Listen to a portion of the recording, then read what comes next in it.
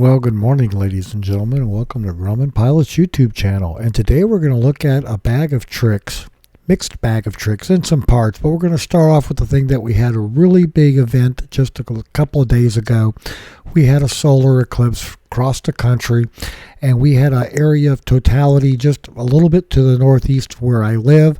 One of the airplanes at our airport went up to 10,500 feet, and a little bit to the northwest, and he flew around and took these pictures during the totality before he came back. So please enjoy these pictures of the eclipse and stay tuned for some more fun. Thanks for watching this far.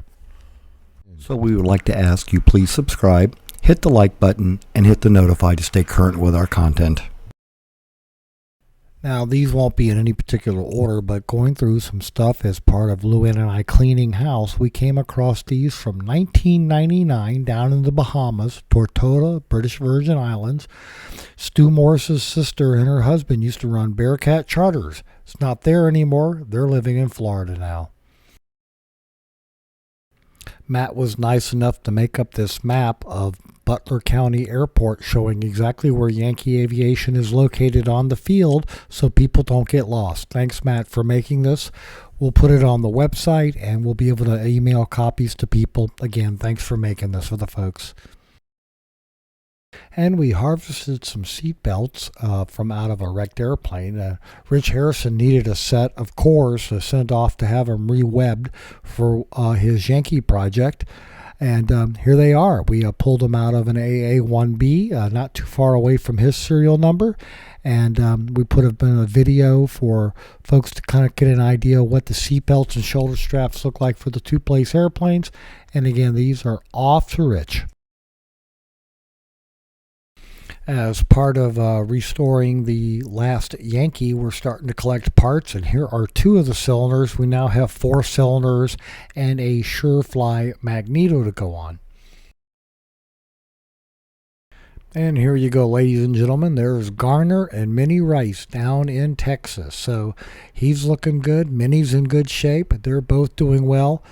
Garner is wearing a brace on his leg because he is retired and he does work really too hard. But there you go. There's a picture of the Rices. And on the other side of the country, here's Mark and Kelly Matthews. So good to see them once in a while too. So ladies and gentlemen, I hope you enjoyed that little segment. Stay tuned for some more fun. This is why I carry a camera in my car going to the airport every day, so that when I see something like this, I can take a picture of it and document it. I don't know what high school that person graduated from, but I'm sure they're very proud of them. And this guy gives all handicapped drivers a bad name. Just look at the picture. You would think that he could have got it a little bit betterly centered, but there you go. I'm sorry, folks. And every once in a while you'll see a set of these and they come in, they're cracked and they have to be replaced. The good thing is that the ones that Fletcher sells are universal. You can use them on the left or you can use them on the right. There's no longer a side anymore the way they're made. So keep an eye on yours. By the way, once we bolt these to the firewall, we don't tighten the entire cowling down until it's all put together. Then we tighten up that upper cowling brace, and that tends to prevent some of the cracking. So sometimes when you are doing your annual, you want to pull your nose strut. You want it to be looking like the one on the left, nice and bright and shiny. You don't want it dull and pitted like that. That one has to be cleaned up, and it's probably going to have some condemning pits in it. So take a good look at yours. These are getting hard to come by, so take care of the one that you do have. I remember back in the day when we could order brake covers and some covers from Fletcher, but no longer. Now when you need them, you're going to have to call El Piero and order them from them and take advantage of their lead time because it's fairly long right now. So that's an FYI for you. That's where to get them.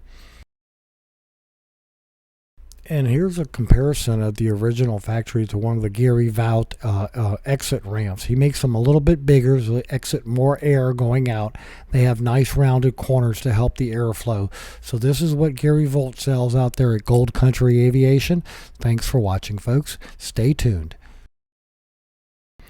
Now, also too, keep your lower cowling and your upper cowling patched and in good repair, because those are hard to find now too.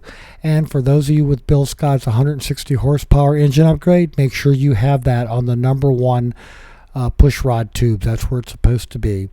And then it's nice today that we can go out and get another voltage regulator. It doesn't have to be one of the ones that was made by Ford Motor Company for like the Fords.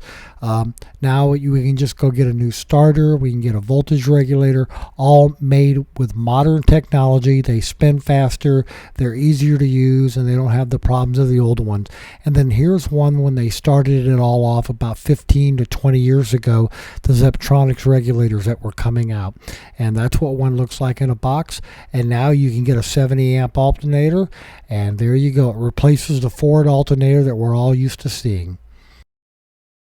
And by the way, when you're putting on a Surefly, be sure to put on a new ignition harness as called out by the installation instructions for the Surefly.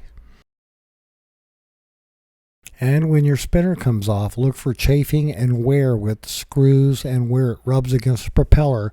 Just an FYI for you. And then here we go, pictures coming up, and be sure to check all your hoses and dates on those guys, because you don't want them to expire. And then finally, from the old days of Fred Cocosta, here's what a set of his panels look like, all spray painted and ready to go in an airplane, being filled with instruments. Got one more treat for you. Stay tuned. And for you newbies out there, this is what purple glue looks like. It's very prevalent on the 1975 airplanes, and it's distinctive purple color, not the cream color that people are used to seeing in the airplanes. The problem with this batch of purple glue was the glass beads that are in the glue that set the thickness of the layer between the bonding layers. The glass beads were too large, and it wouldn't get a good bond. So there you go. This is what purple glue looks like, folks, so avoid it.